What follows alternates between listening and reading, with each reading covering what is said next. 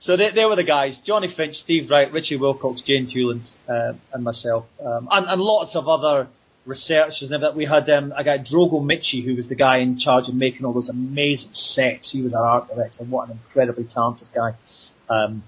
Nick Sadler was our kind of chief cameraman as well. All those guys. And what was amazing was that, and this is what you saw, this is what I realised later on in my career, and this in fact was unfortunately how spoiled I was to have a show like GamesMaster at the start of it. You very rarely get a situation where you get so many people who utterly believe so much in what they're doing. You work on any TV show or any radio station, and at least 50% of the people working on it are bitching behind the backs of the other 50%. And moaning about this and moaning about that and everything. And GamesMaster was just this pure thing where every single person was just on board and loving it.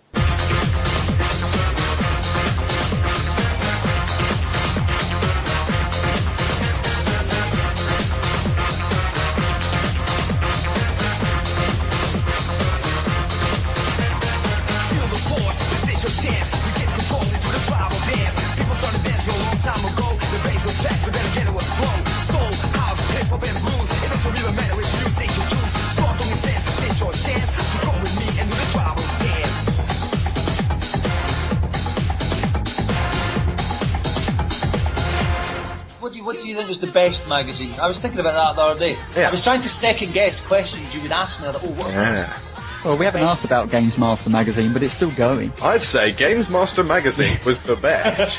Did you have any involvement in that at all? Just on the best thing. I was trying to think whether it would be the one, which is the classic Amiga magazine, or PC Zone. I never had an Amiga. Tony did. So was the one any good? I don't know. The one was funny because it had, at the time, it had people like, Jane Goldman, aka Mrs. Jonathan Ross, Paul Lakin was another funny writer. A lot of guys who ended up going on to PC Zone, actually. But it was, the one was basically like the funny computer magazine before PC Zone came along. There was one magazine, I think, Tony, you got the first issue of it, Arcade. That was a kind of a later one, but that was good. I used to really like Meme Machines. Although I did also fall prey to, because I owned a Mega Drive, that all the Sega propaganda mags like Sega Power and just the amount of shit they'd throw at Nintendo in every single letters column and every single article. They'd be like, oh, it's better than Nintendo. Yeah. Neil West, I think, was the editor of that at one point. He was one of our co-commentators. Yeah. You had everyone on that. It felt like there was this giant incestuous sort of family of video game journalists out there, all working on their own individual magazines, but they all crossed by the GamesMaster docs to check in and give their 10%. You know. But isn't that fantastic? Because I still walk into shops nowadays and I see GamesMaster still on there, and it still raises a smile. Not because I'm ever likely to buy the magazine ever. It's just that it goes. Print is dead. No, just because it brings back the memories of GamesMaster, the TV series. So, I mean, like I say, did you have any involvement in the magazine, or was that just a side shoot of, you know? It was just for a while I did Dominik's Big Purple Column, which was very, very enjoyable. I mean, that was just completely self-indulgent. That was all. I mean, to be honest, when the magazine first came out, I thought they did a phenomenal job. The look of it, the way they incorporated the GamesMaster graphical style was amazing. I mean, they spent a lot of money. The guy, Jim Douglas, who was one of the first editors of it, what a fantastic guy he was. He was one of the funniest guys, one of the loveliest editors that I ever wrote for. So it was not at the beginning. I mean, I have no idea what the magazine's devolved into, but certainly when it started, I thought they did a really, really good job of taping the TV show. And you guys had integrity as well. Whenever you would review games that you knew were shit, just to make sure kids knew that they were not to be swayed by the box art or pillocks in the playground telling them these games were good. When they were shit, you told them that they were shit. Yes, and it's very funny actually, because there was once, and I'm not going to mention any names of any companies or any individuals. Fair enough. Was a very attractive PR lady of a certain games company who got wind of the kicking we were going to give one of her company's games, or rather her boss did. Was it Activision? Not giving them much credit. She was sent down while I was in the edit suite, because by that point I was editing and directing segments of GamesMaster as well. I was told to stop at nothing to get me to change the score, whether that involved money, drink, drugs, or even blowing me, right? I was just going to say she was sent down to persuade you, but then you went right out and just said that, okay? And the thing is, she was really pretty as well. But I didn't. I'd really like to know the name of that game, but it's okay. You can keep that one secret. But yeah. So it was Mick and Mac in McDonald Land. Sorry. So then GamesMaster finishes. What happened to Dominik Diamond? What did you go on to do? What are you doing now? I went on to wreck what could have been a really pretty successful media career. Like I say, it was, GamesMaster spoilt me. They were I just assumed every experience of working in television would be like that. I went on to do a lot of sports stuff on Channel 5 straight from GamesMaster. A late night show called Live and Dangerous, a Saturday morning sports show called Turnstile, both of which I left within a year because it wasn't the same as GamesMaster.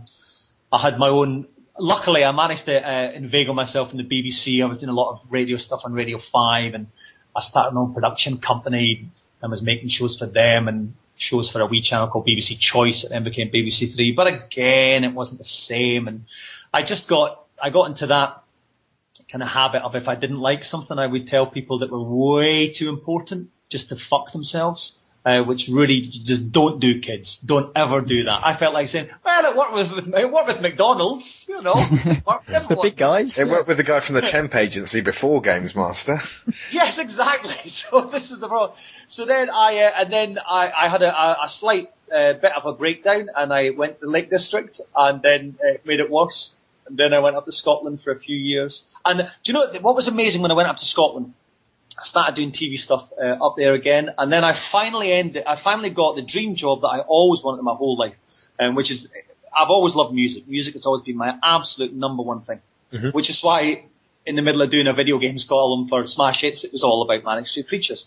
So I always used to listen to this station called XFM in London, which was a new music station. Yep. They were launching in Scotland, and in 2006 I got The Breakfast Show, and was the guy who launched that whole station. And that was Brilliant. The first year since GamesMaster that I was like, this is what it was like on GamesMaster. This is a bunch of people doing something new, us against the world. It's new, it's vibrant and exciting. And the great thing is about that time, that far from being this death blow to my career that I was always worried GamesMaster would be, it helped that show so much because there were so many exclusive interviews I got with bands at the time just because they were part of that generation who'd grown up with GamesMaster. So like Ricky Wilson from the Kaiser Chiefs, Paul Smith from Maximo Park, Mike Skinner from the Streets, they were all GamesMaster daft. It would be like, oh no, they're not doing any interviews. And I would say, no, tell them it's Dominik Diamond. Bang! They'd be there like in an hour. They'd be phoning up. Oh my God. I'm not the least bit surprised. And the two best examples of that were the Fratellis, who we helped launch on XFM, and they were just so GamesMaster daft. But the best one was the Arctic Monkeys.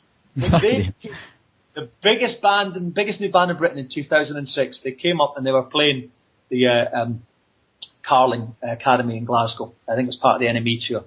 Every radio presenter in Scotland, every TV, everyone was just like hanging outside, desperate, just for the slightest sentence from them. I was on their tour bus with them saying, what do you mean you haven't got any golden joysticks left?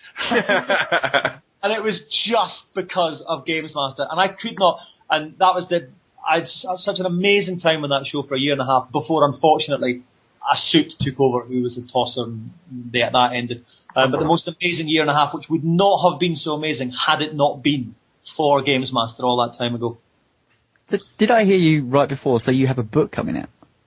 Yes, I do. This is why I remember some of this stuff more clearly than I might have. Because, I'm writing a book just out. It's coming out in May next year. And can I say that's not why I'm doing this? No, that's fine. I was like, it's just because you guys... Even if it was, we'd be just very happy to have you on, seriously. Well, I had to look at your site and I listened to the podcast when you were talking to that guy about the sanctity of old games and how we should preserve them. And I thought, you know what, this is talking about games. In the same way that of why I liked Consolvania Video Guiding was because, it's treating them as important kind of cultural artifacts. It's treating them like they are works by Dickens, Shakespeare, whatever, which is what they should be. Totally. And